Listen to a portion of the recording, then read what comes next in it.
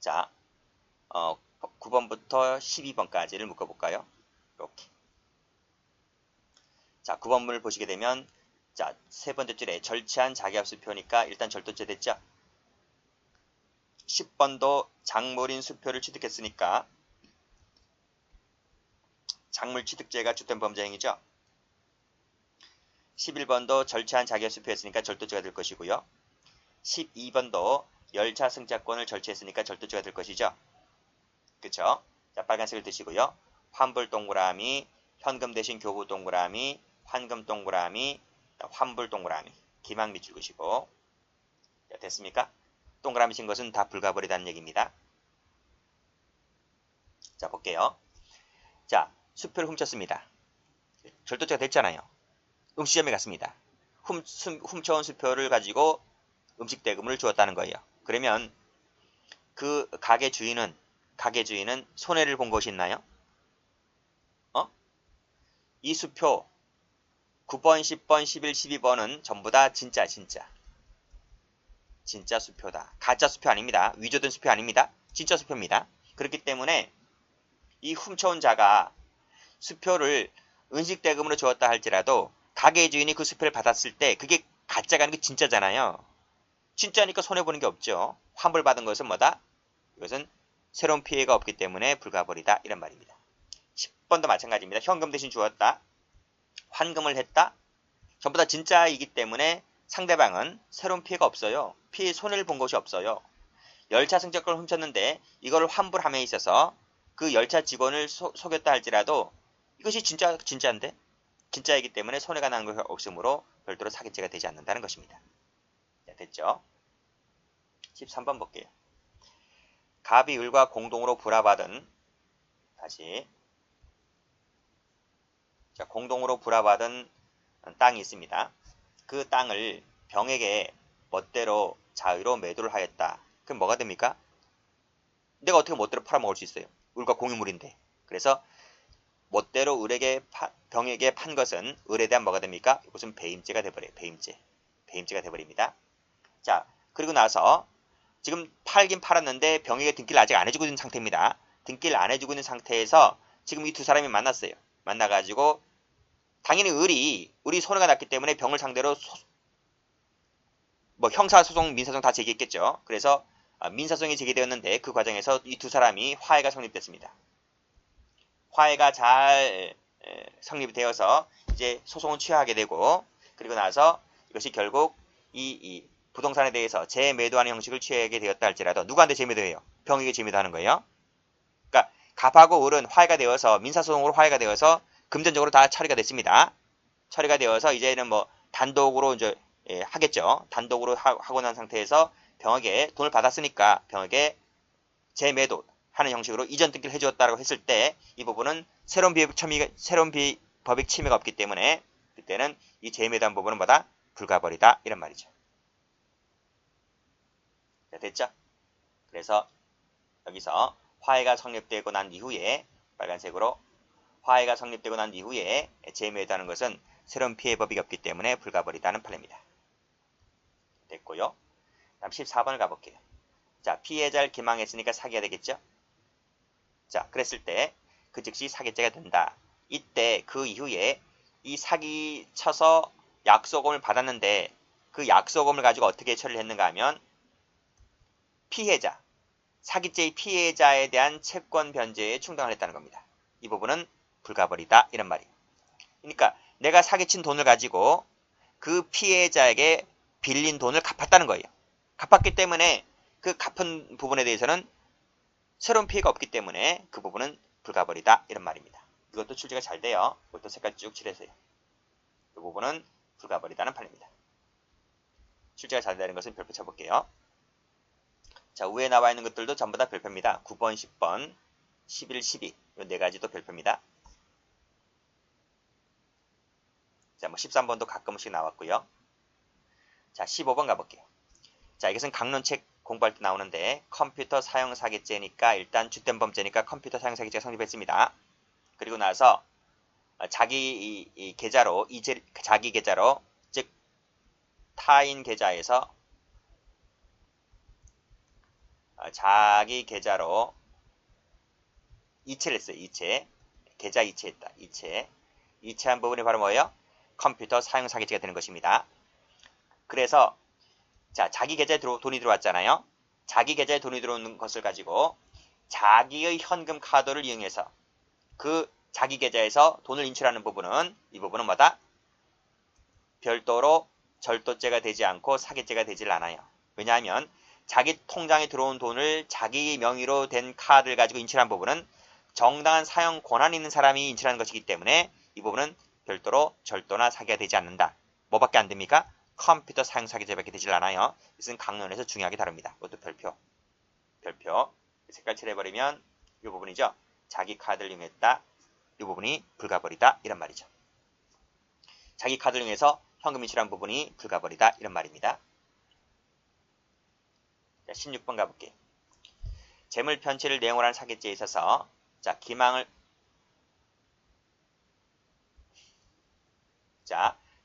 통해서 재물 교부가 있으면 이즉시 곧 사기죄가 되는 것입니다. 이게 주된 범죄가 되는 거예요. 이때 그 사기죄가 성립한 이후에 피해자를 기망해서 편취한 재물 반환을 회피할 목적으로 현실적인 자금 수수 없이 이랬습니다. 빨간색으로 현실적인 자금 수수 없이 동그라미 치시고 이게 바로 뭡니까? 이게 바로 밑에 나와 있듯이 새로운 법익을 침해한 것이 아니라는 거죠. 그래서 기존 차액금을 새로 투자하는 형식으로 취해야 했다. 형식을 취했다. 형식만 취했을 뿐이지 실제로는 현실적인 자금 수수가 없습니다. 그렇기 때문에 새로운 침해 법익이 없기 때문에 이것도 불가벌이다. 이런 판례죠. 자, 다음 관세법. 자, 여기 관세법 다시 할게요. 자, 이 관세법상의 신고 없이 수입을 하잖아요. 그럼 뭐가 돼요? 관세법상의 무신고 수입죄가 됩니다. 이 부분이 무신고 수입죄. 이 부분이 주된 범죄 행위입니다. 자, 그리고 난 이후에 그 물건을 내가 어떻게 했습니까? 취득하거나 누군가에게 양도를 했다는 겁니다. 그랬을 때는 취득한 부분에 대해서 양도한 부분에 대해서 새로운 법의 침해가 있나요? 없죠. 그쵸? 관세법상의 무신고 수입죄라고 하는 것은 신고 없이 들어왔을 때 그때 보호법이 관세법상에서 보호하고자 하는 보호법이 침해가 되는 것입니다. 그때 한번 딱 침해되는 것이지 그 침해된 것을 가지고 내가 취득하든지 누군가에게 넘긴다든지 하더라도 관세법상의 또 다른 법익이 침해되는 않는다는 거예요. 그래서 이 부분은 뭐다? 불가벌이다는 것이죠. 그래서 이 부분 색깔 칠할게요. 이 부분은 뭐다? 불가벌이다고 봤습니다. 자, 다음 18번 볼게요. 갑 종친회 회장인 피고인이 갑 종친회를 피공탁자로 하여 공탁된 보상금을 출급받아 편취하였다. 편취했으니까 뭐가 됩니까? 사기죄가 되죠. 사기죄가 됐고 주된 범죄가 됐는데요. 이 일을 종친회를 위해서 보관하던 중에 반환을 거부하였다고 했습니다. 빨간색으로 이 반환 거부한 부분 동그라미 치시고 빨간색입니다. 이 부분이 바로 뭐다? 불가벌이다. 것이 불가벌이다. 왜 그럴까요? 피해자가 똑같잖아요. 사기죄의 피해자도 종친회고요. 반환 거부한 것에 지금 종친회를 위해서 보관하던 중에 반환 거부했다고 했으니까 횡령죄의 피해자도 종친회인 거예요. 피해자가 똑같고 새로운 법을 침해한 바가 없으므로 이것도 불가벌이다는 것입니다. 요거 색깔 칠할게요. 자, 다음 19번 갑니다. 19번은 최신 판례이긴 한데 강론에서 중요하게 다루는 판례이죠. 별표 쳐보시고요. 강론에서 자세하게 설명하니까요. 그때 가서 다시 한번 들으시기 바랍니다.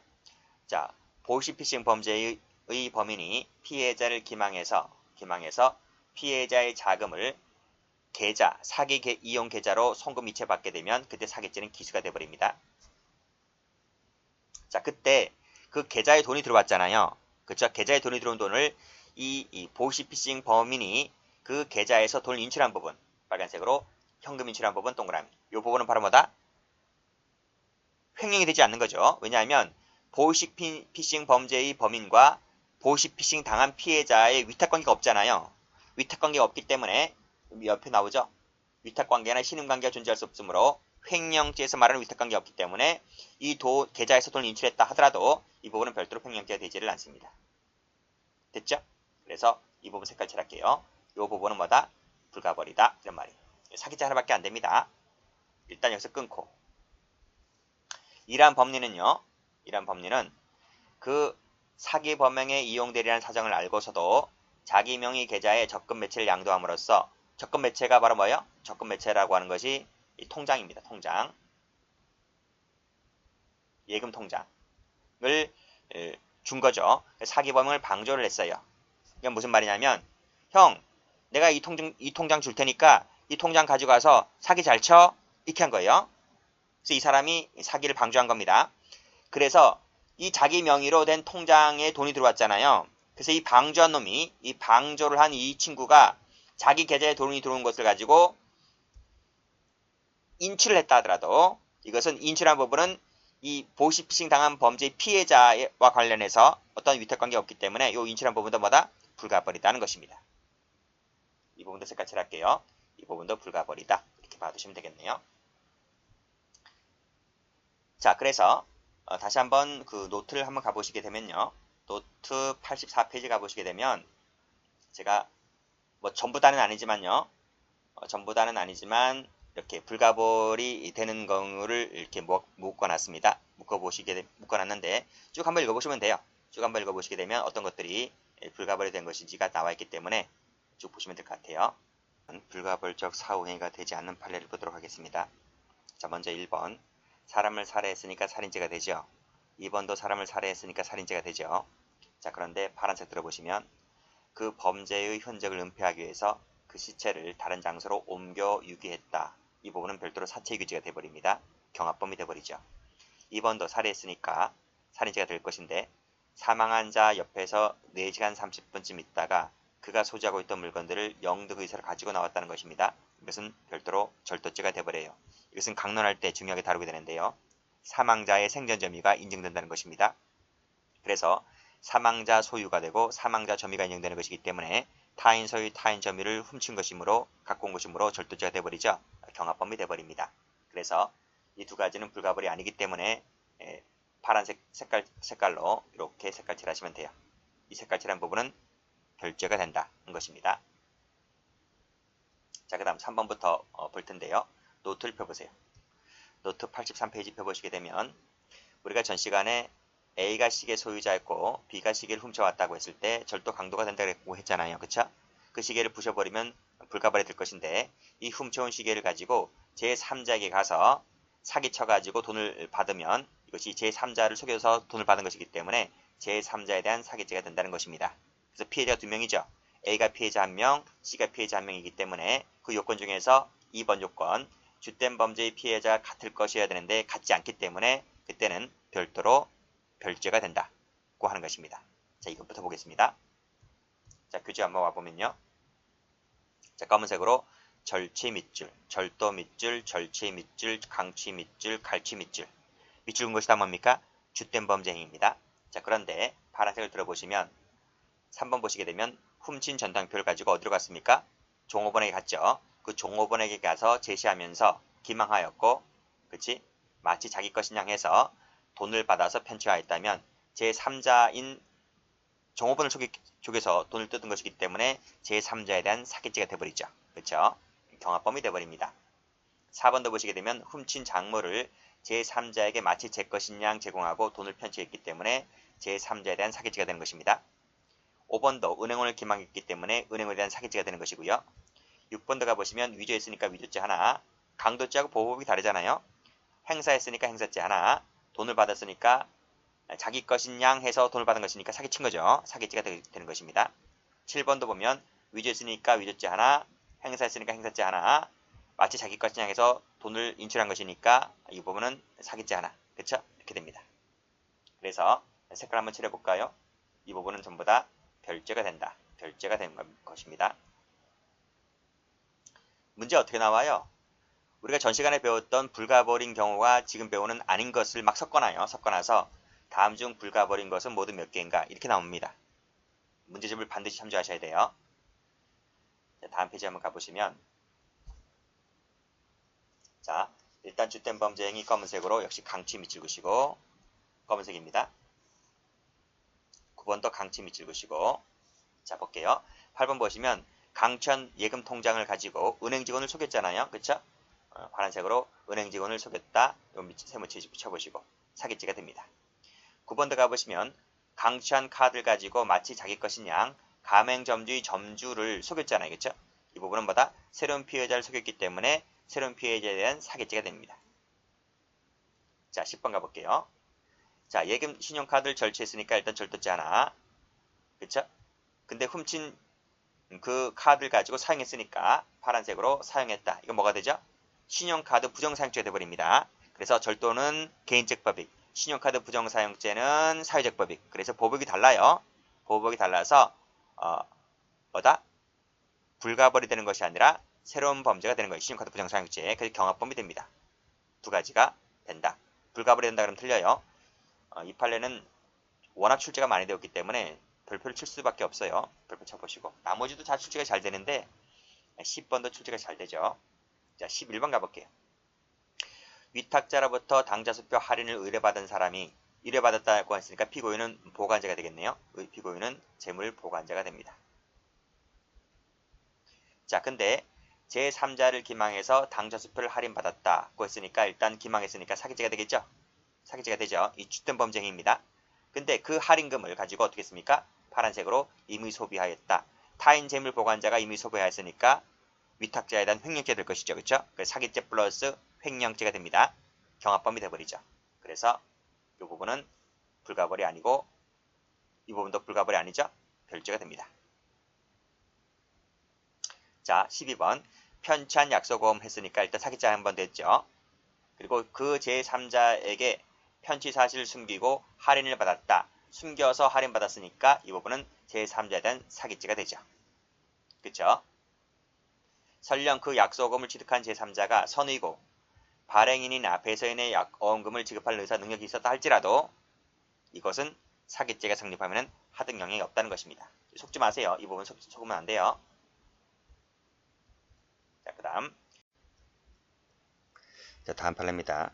자, 위탁자로부터 당좌수표 할인을 의뢰받은 피고인이 그 할인금을 임의 소비하면 횡령죄가 되어버리죠. 이때 횡령죄의 피해자는 위탁자가 됩니다. 자, 그런데 이 피고인이 제3자를 기망을 했어요. 그래서 당좌수표를 할인받았는데 기망세무 치시고 이때 기망의 피해자는 제3자가 되죠. 피해자가 둘입니다. 위탁자 피해자, 위탁자는 횡령죄의 피해자가 되고 제3자는 사기죄의 피해자가 됩니다. 그래서 피해자도 다르고 보호구역도 다르기 때문에 따라서 횡령죄와 사기죄는 경합범이 됩니다. 다음 판례. 자, 피해자를 기망하여 그가 보유하고 있던 그 대가를 다시 편취했다. 일단은 피해자를 기망했으므로 사기죄가 될 텐데요. 다시 편취했으므로 또다시 사기죄가 돼버리죠. 그리고 그 피해자로부터 그 대가를 위탁받아 보관하던 중에 횡령했으면 이 부분은 횡령죄가 될 겁니다. 자, 그래서 주된 범죄가 사기죄인데요. 기망이 나와 있으니까요. 요 사기 외에도 또다시 사기죄, 또다시 횡령죄가 되기 때문에 이것은 전부 다 경합범이 됩니다. 작물을 취득했다면 작물 취득죄가 될 텐데요. 자, 마치 작물이 아닌 것처럼 매수인을 기망하여 이를 매도했다. 매수인을 기망했으므로 이것은 사기죄가 되어버리죠. 그래서 작물 취득죄 플러스 사기죄 경합범이 됩니다. 횡령교사를 했다면 횡령교사죄가 될 텐데요. 그 이후에 그 횡령한 물건을 취득했다는 거죠. 취득했으면 취득죄가 됩니다. 그래서 교사죄 하나, 취득죄 하나 경합범이 됩니다. 자, 문화재를 문화재보호법 규정에 위반해서 취득했다면 뭐가 돼요? 문화재보호법상의 취득죄가 되는 거예요. 취득죄. 주된 범죄 행위인데 취득한 것을 양도했다면 양도죄가 또다시 성립합니다. 그래서 취득죄 하나, 양도죄 하나 플러스 경합범이 되는 거예요. 그래서 그 취득 행위의 불사가 되는 것이 아니라 또 다른 양도죄가 된다. 이렇게 정리하시면 됩니다.